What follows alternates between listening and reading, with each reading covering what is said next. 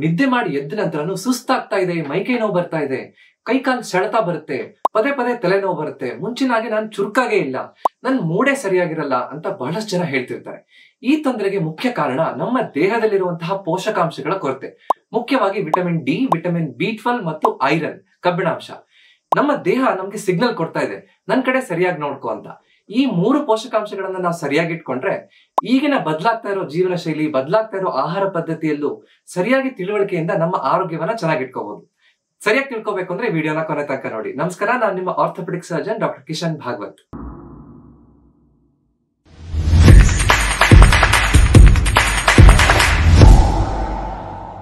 ಮೊದಲನೇದು vitamin D deficiency. ನಮ್ಮ ಮೂಳೆಗಳು ಗಟ್ಟಿಯಾಗಿರ್ಬೇಕು, ಮಾಂಸಖಂಡಗಳು ಚೆನ್ನಾಗಿರ್ಬೇಕು, ಪದೇ ಪದೇ ನನಗೆ ರೋಗ ಬರಬಾರ್ದು ಅಥವಾ ರೋಗ ನಿರೋಧಕ ಶಕ್ತಿ ಚೆನ್ನಾಗಿರ್ಬೇಕು ಅಂದ್ರೆ ವಿಟಮಿನ್ ಡಿ ಅತ್ಯಂತ ಮುಖ್ಯವಾದಂತಹ ವಿಟಮಿನ್. ಯಾಕೆ ಅನ್ನೋದನ್ನ ಅರ್ಥ ಮಾಡ್ಕೊಳ್ಳೋಣ. ಉದಾಹರಣೆಗೆ ತಗೊಳ್ಳಿ, ಒಂದು 40 ರಿಂದ 45 ವರ್ಷದ ಮಹಿಳೆ ಮನೆ ಕೆಲಸ ಮಾಡ್ತಾ ಇರ್ತಾರೆ. ಬೆಳಗ್ಗೆಯಿಂದ ಸಂಜೆ ತನಕ ತಮ್ಮ ಮನೆಯವರು ಮಕ್ಕಳನ್ನ ನೋಡ್ಕೊಳ್ಳೋದ್ರಲ್ಲೇ ಅವ್ರ ಸಮಯ ಹೋಗ್ಬಿಡುತ್ತೆ. ಮನೇಲಿ ಅಡ್ಗೆ ಮಾಡ್ಬೇಕು, ಮನೆಯನ್ನ ಚೊಕ್ಕವಾಗಿ ಇಟ್ಕೋಬೇಕು, ಕೆಲಸ ಮಾಡ್ತಾ ಇದ್ದೀನಿ, ನನ್ಗೆ ಸುಸ್ತಾಗ್ತಾ ಇದೆ, ನನ್ಗೆ ಬೇಗ ಮೈಕೈ ನೋವು ಬಂದ್ಬಿಡುತ್ತೆ, ನನ್ಗೆ ಕೂದಲು ಉದುರುತ್ತಾ ಇದೆ, ನಮ್ಮ ಮನೆಯವ್ರ ಮೇಲೆ ಮಕ್ಕಳ ಮೇಲೆ ತುಂಬಾ ಸಿಟ್ಟು ಬರ್ತಾ ಇದೆ, ನನ್ಗೆ ಮೂಡೇ ಇಲ್ಲ, ಈ ರೀತಿ ತೊಂದರೆಗಳು ಬಹಳಷ್ಟು ಜನಕ್ಕೆ ಇರುತ್ತೆ. ಆದ್ರೆ ವಿಟಮಿನ್ ಡಿ ರಕ್ತ ಪರೀಕ್ಷೆ ಮಾಡಿಸಿದಾಗ ವಿಟಮಿನ್ ಡಿ ಕಡಿಮೆ ಇರುವಂತಹ ಸಾಧ್ಯತೆ ಹೆಚ್ಚು. ಅದೇ ತರ ನಮ್ಮ ಮಕ್ಕಳು ಮುಂಚಿನ ಕಾಲದಲ್ಲಿ ಹೊರಗಡೆ ಹೋಗಿ ಆಟ ಆಡ್ತಾ ಇದ್ರು. ಆದ್ರೆ ಈಗ ಹೆಚ್ಚಿನ ಮಕ್ಕಳು ಮನೇಲೇ ಕುತ್ಕೊಂಡು ಆಟ ಆಡ್ತಾರೆ. ಟಿವಿ, ಕಂಪ್ಯೂಟರ್ ಸ್ಕ್ರೀನ್ ಮುಂದೆ, ಮೊಬೈಲ್ ಮುಂದೆ ಹೆಚ್ಚಿನ ಸಮಯವನ್ನು ಕಳೆದು ಬಿಡ್ತಾರೆ.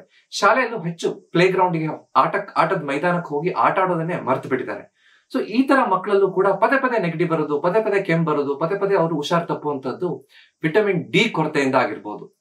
ಆಫೀಸಲ್ಲೇ ಕೂತ್ಕೊಂಡು ಕೆಲಸ ಮಾಡುವಂತವ್ರು ಕೂತ್ಕೊಂಡು ಮಾಡ್ಬೇಕಾದ್ರೆ ನನ್ಗೆ ತುಂಬಾ ಬೆನ್ನೋವು ಬರ್ತಾ ಇದೆ, ಕೀಲ್ಗಳೆಲ್ಲ ಒಂಥರ ಟೈಟ್ ಆಗ್ತಾ ಇದೆ, ನಾನು ಎಷ್ಟು ಒಳ್ಳೆ ಆಹಾರ ತಗೊಂಡ್ರು, ಮಧ್ಯೆ ಮಧ್ಯೆ ಎಷ್ಟು ಬ್ರೇಕ್ ಮಾಡಿ ಎಕ್ಸರ್ಸೈಸ್ ಮಾಡಿದ್ರು ಕೂಡ ನನ್ಗೆ ಮೈಕೈ ನೋವು ಬರ್ತಾ ಇದೆ, ಸುಸ್ತಾಗ್ತಾ ಇದೆ, ನನ್ಗೆ ಸಿಟ್ಟು ಹೆಚ್ಚು ಬರ್ತಾ ಇದೆ ಅಂತಂದ್ರೆ ವಿಟಮಿನ್ ಡಿ ಡಿಫಿಷಿಯನ್ಸಿ ಇರ್ಬೋದು.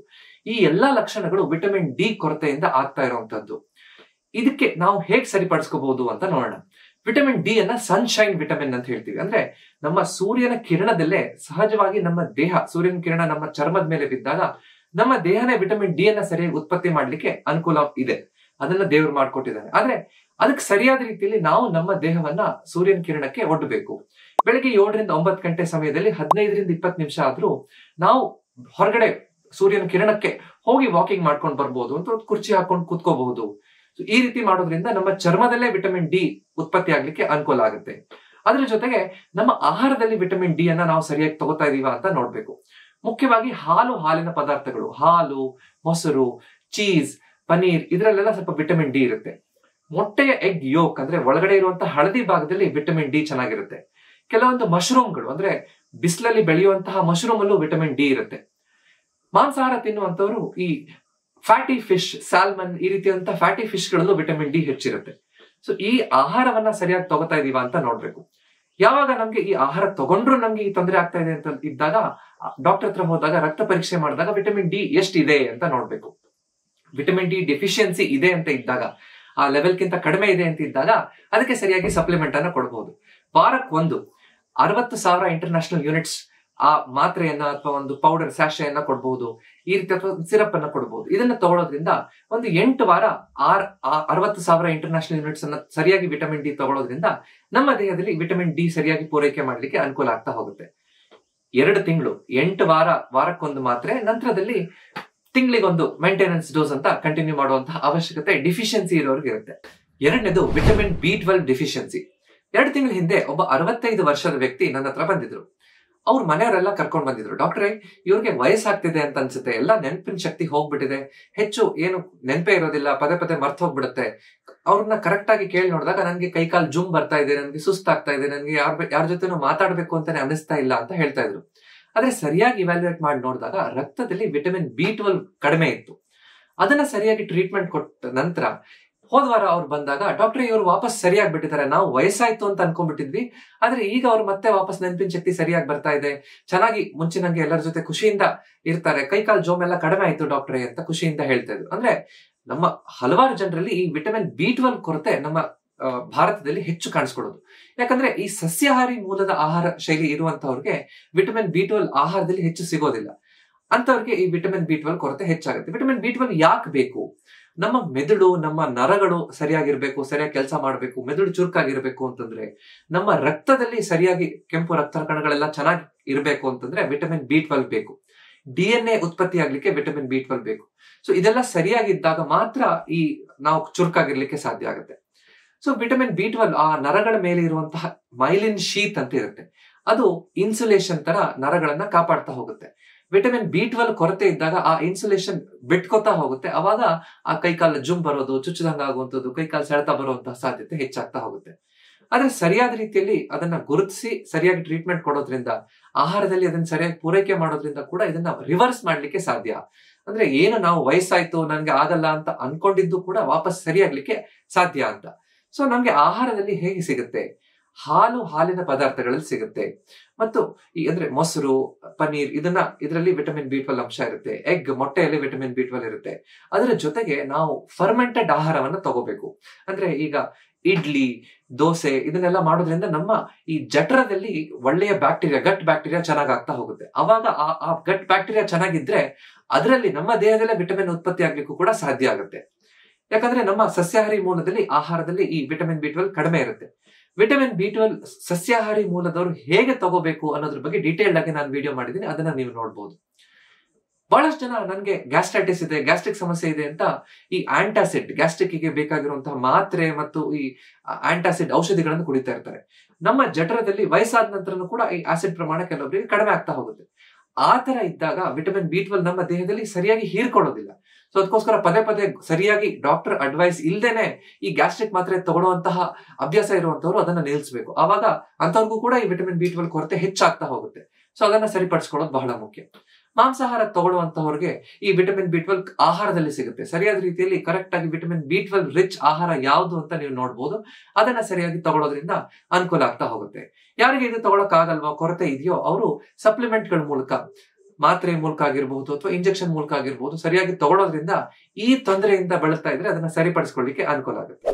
ಮೂರನೇದು ಐರನ್ ಡಿಫಿಷಿಯನ್ಸಿ, ಕಬ್ಬಿಣದ ಅಂಶ ಕೊರತೆ. ಹೆಚ್ಚಾಗಿ ಹೆಂಗಸರಲ್ಲಿ ಮತ್ತು ಮಕ್ಕಳಲ್ಲಿ ಕಾಣಿಸ್ಕೊಳ್ಳುವಂತಹ ತೊಂದರೆ ಅಂತ ಹೇಳ್ಬೋದು. ನಮ್ಮ ಆರೋಗ್ಯ ಚೆನ್ನಾಗಿರ್ಬೇಕು, ನಾವು ಚುರುಕಾಗಿರ್ಬೇಕು ಅಂತಂದ್ರೆ ನಮ್ಮ ದೇಹಕ್ಕೆ ಆಮ್ಲಜನಕ ಸರಿಯಾಗಬೇಕು. ಆಮ್ಲಜನಕ ಪೂರೈಕೆ ಆಗ್ಬೇಕು ಅಂತಂದ್ರೆ ನಮ್ಮ ಈ ಕೆಂಪು ರಕ್ತನ ಕಣಗಳು ಚೆನ್ನಾಗಿರ್ಬೇಕು, ಅದರಲ್ಲಿರುವಂತಹ ಹಿಮೋಗ್ಲೋಬಿನ್ ಸರಿಯಾಗಿರ್ಬೇಕು. ಹಿಮೋಗ್ಲೋಬಿನ್ ಅಲ್ಲಿ ಮುಖ್ಯವಾಗಿರುವಂತಹ ಅಂಶ ಕಬ್ಬಿಣ. ಕಬ್ಬಿಣ ಸರಿಯಾಗಿ ಇದ್ದಾಗ ಮಾತ್ರ, ಅಂದ್ರೆ ಐರನ್ ಸರಿಯಾಗಿದ್ದಾಗ ಹಿಮೋಗ್ಲೋಬಿನ್ ಉತ್ಪತ್ತಿ ಚೆನ್ನಾಗಾಗ್ತಾ ಇರುತ್ತೆ. ಅವಾಗ ನಮ್ಮ ಇಡೀ ದೇಹಕ್ಕೆ ಸರಿಯಾಗಿ ಆಮ್ಲಜನಕ ಪೂರೈಕೆ ಆಗುತ್ತೆ, ನಾವು ಚುರುಕಾಗಿರ್ಬಹುದು ಅಂತ. ಸಾಮಾನ್ಯ ನೀವು ಒಂದು ಉದಾಹರಣೆ ತಗೊಳ್ಳಿ. ಒಂದು 30-32 ವರ್ಷದ ಒಬ್ಬ ಹೆಂಗಸು, 2 ಮಕ್ಕಳ ತಾಯಿ, ಮನೆಯಲ್ಲೆಲ್ಲ ಕೆಲಸ ಮಾಡ್ತಿರ್ತಾರೆ. ಕೆಲಸ ಮಾಡಕ್ಕೆ ಸುಸ್ತಾಗ್ತಾ ಇದೆ, ನನ್ಗೆ ಪದೇ ಪದೇ ಕೂದಲು ಉದುರ್ತಾ ಇದೆ, ನನ್ಗೆ ಚರ್ಮ ಎಲ್ಲ ಬೆಳಚ್ ಹೋಗ್ತಾ ಇದೆ, 2 ಮಾಡಿ ಹತ್ತದ ತಕ್ಷಣ ನನ್ಗೆ ಉಸಿರಾಟ ಕಷ್ಟ ಆಗ್ತಾ ಇದೆ, ಯಾವ ಕೆಲಸದಲ್ಲೂ ನನ್ಗೆ ಇಂಟ್ರೆಸ್ಟೇ ಇಲ್ಲ, ಮಕ್ಕಳನ್ನ ಕೂರ್ಸ್ಕೊಂಡು ಓದಿಸ್ಬೇಕು ಅಂತಂದ್ರೆ 5 ನಿಮಿಷ ಆದ ತಕ್ಷಣ ನನಗೆ ಸುಸ್ತಾಗ್ಬಿಡುತ್ತೆ, ಮನೆ ಕೆಲಸ 1-2 ರೂಮ್ ಕ್ಲೀನ್ ಮಾಡಕ್ಕೆ ಆಗ್ತಾ ಇಲ್ಲ. ಈ ರೀತಿ ಹಲವಾರು ಜನರ ತೊಂದರೆ ಇರಬಹುದು. ಆದ್ರೆ ಕರೆಕ್ಟ್ ಆಗಿ ಸರಿಯಾಗಿ ಪರೀಕ್ಷೆ ಮಾಡಿ ನೋಡಿದಾಗ ಹಿಮೋಗ್ಲೋಬಿನ್ ಕಡಿಮೆ ಇದ್ರೆ, ಅಂದ್ರೆ ಹೆಂಗಸರಲ್ಲಿ ಒಂದು 11-12 ಗ್ರಾಮ್ ಇರಬೇಕು, ಅದಕ್ಕಿಂತ ಕಡಿಮೆ ಇದ್ದಾಗ ಈ ರೀತಿ ಎಲ್ಲ ತೊಂದರೆಗಳು ಕಾಣಿಸ್ಕೊಳ್ಳುವಂತಹ ಸಾಧ್ಯತೆ ಇರುತ್ತೆ. ಸೊ ಈ ರೀತಿ ಆಗಿರೋರಿಗೆ ಕೆಲವೊಬ್ಬರಿಗೆ ಪೈಕ ಅಂತ ಹೇಳ್ತೀವಿ, ಅಂದ್ರೆ ನನ್ಗೆ ಮಣ್ಣು ತಿನ್ಬೇಕು ಅಥವಾ ಚಾಕ್ ತಿನ್ಬೇಕು ಅಥವಾ ಐಸ್ ತಿನ್ಬೇಕು ಅಂತ ಅನಿಸ್ತಾ ಇರುತ್ತೆ. ಇದೆಲ್ಲ ಈ ಹಿಮೋಗ್ಲೋಬಿನ್ ಕಡಿಮೆ ಇರುವಂತಹ ಅಥವಾ ಐರನ್ ಡಿಫಿಷಿಯನ್ಸಿಯ ಲಕ್ಷಣಗಳು ಅಂತ ಹೇಳ್ಬೋದು. ಮಕ್ಕಳಲ್ಲಿ ಪದೇ ಪದೇ ನನ್ಗೆ ಈ ಹುಷಾರ್ ತಪ್ಪುವಂತದ್ದು ಅಥವಾ ಸುಸ್ತಾಗೋದು, ಬೇಗ ಆಟ ಆಡಕ್ಕೆ ಹೋಗ್ತಾನೆ ಇಲ್ಲ, ಮಾರ್ಕ್ಸ್ ಎಲ್ಲ ಕಡಿಮೆ ಬರ್ತಾ ಇರುವಂತದ್ದು, ಅದೆಲ್ಲ ಕರೆಕ್ಟ್ ಆಗಿ ನೋಡಿದಾಗ ವಿಟಮಿನ್ ಈ ಐರನ್ ಡಿಫಿಷಿಯನ್ಸಿ ಇರ್ಬೋದು. ಬೇರೆ ವಿಟಮಿನ್ಗಳ ಕೊರತೆ ಕೂಡ ಇರಬಹುದು. ಆದ್ರೆ ಯಾವಾಗ ಇದಕ್ಕೆ ಸರಿಯಾಗಿ ಗುರುತಿಸ್ಕೊಂಡು ಅದನ್ನ ಟ್ರೀಟ್ಮೆಂಟ್ ಕೊಟ್ಟಾಗ ಇದೆಲ್ಲದೂ ಕೂಡ ವಾಪಸ್ ಸರಿಪಡಿಸಲಿಕ್ಕೆ ಸಾಧ್ಯ ಆಗುತ್ತೆ. ಐರನ್ ಡಿಫಿಷಿಯನ್ಸಿ ಹೆಂಗಸರಲ್ಲಿ, ಮಕ್ಕಳಲ್ಲಿ ಯಾಕೆ ಹೆಚ್ಚು ಅಂತಂದ್ರೆ, ಈ ತಿಂಗಳ ಆಗುವಂತಹ ಋತುಚಕ್ರದಲ್ಲಿ ಹೆಂಗಸರಿಗೆ ಸುಮಾರು ಬ್ಲಡ್ ಲಾಸ್, ರಕ್ತ ಹೋಗ್ತಾ ಇರುತ್ತೆ. ಸರಿಯಾದ ರೀತಿಯಲ್ಲಿ ಪೌಷ್ಟಿಕ ಆಹಾರ ತಗೊಳ್ಳದೆ ಇದ್ದಾಗ ಈ ಐರನ್ ಡಿಫಿಷಿಯನ್ಸಿ ಅನಿಮಿಯಾ ಕಾಣಿಸ್ಕೋಬಹುದು. ಪ್ರೆಗ್ನೆನ್ಸಿ, ಗರ್ಭಿಣಿ ಅವಸ್ಥೆಯಲ್ಲಿ ಇದ್ದಾಗ, ಲ್ಯಾಕ್ಟೇಷನ್ ಟೈಮಲ್ಲಿ, ಅಂದ್ರೆ ಮಗುಗೆ ಹಾಲು ಉಣಿಸ್ತಾ ಇರ್ಬೇಕಾದ್ರೆ ಹೆಚ್ಚು ಸಾಮಾನ್ಯವಾಗಿ ಕಾಣಿಸ್ಕೊಳ್ಳುವಂತದ್ದು. ಅದರ ಜೊತೆಗೆ ಅಂದ್ರೆ ಆ ಸಮಯದಲ್ಲಿ ನಾವು ಐರನ್ ಸರಿಯಾಗಿ ಎಕ್ಸ್ಟ್ರಾ ಸಪ್ಲಿಮೆಂಟ್ ಮಾಡಬೇಕು. ಅದ್ರ ಜೊತೆಗೆ ಮಕ್ಕಳಲ್ಲಿ ಈ ಹೊಟ್ಟೆ ಹುಳ ಆಗುವಂತಹ ಸಾಧ್ಯತೆ ಹೆಚ್ಚಿರುತ್ತೆ. ಹೊಟ್ಟೆ ಹುಳ ಇರುವಂತವರಲ್ಲಿ ಈ ಬೇರೆ ಬೇರೆ ಪೋಷಕಾಂಶಗಳ ಕೊರತೆ ಜೊತೆಗೆ ಈ ಐರನ್ ಪೋಷಕಾಂಶ ಕೊರತೆ ಹೆಚ್ಚು ಸಾಮಾನ್ಯವಾಗಿ ಕಾಣಿಸ್ಕೊಳ್ಳುವಂಥದ್ದು. ಸೊ ಮಕ್ಕಳಿಗೆ ಸರಿಯಾಗಿ ಕಾಲಕ್ಕೆ ಹೊಟ್ಟೆ ಹುಳಕ್ಕೆ ಔಷಧಿ ತಗೋಬೇಕು ಅಂತ ಹೇಳ್ತಾ ಇರ್ತೀವಿ. ಸೊ ಇದನ್ನೆಲ್ಲ ಸರಿಯಾಗಿ ನಾವು ಪಾಲಿಸಿದ್ರೆ ಖಂಡಿತವಾಗಿ ಐರನ್ ಡಿಫಿಷಿಯನ್ಸಿನ ಸರಿಪಡಿಸ್ಕೋಬಹುದು. ಐರನ್ ಆಹಾರದಿಂದ ನಮ್ಗೆ ಹೇಗೆ ಪೂರೈಕೆ ಆಗುತ್ತೆ ಅಂತ ನೋಡೋಣ. ಮುಖ್ಯವಾಗಿ ಈ ಹಸಿರು ಸೊಪ್ಪುಗಳಲ್ಲಿ ಪಾಲಕ್ ಸೊಪ್ಪು, ಮೆಂತೆ ಸೊಪ್ಪು, ಈ ಹರವೆ ಸೊಪ್ಪು, ಈ ಹೆಚ್ಚಿನ ಎಲ್ಲಾ ಸೊಪ್ಪುಗಳಲ್ಲೂ ಕೂಡ ಈ ಹಸಿರು ಸೊಪ್ಪುಗಳಲ್ಲಿ ಈ ಐರನ್ ಅಂಶ ಬಹಳ ಹೆಚ್ಚಿರುತ್ತೆ.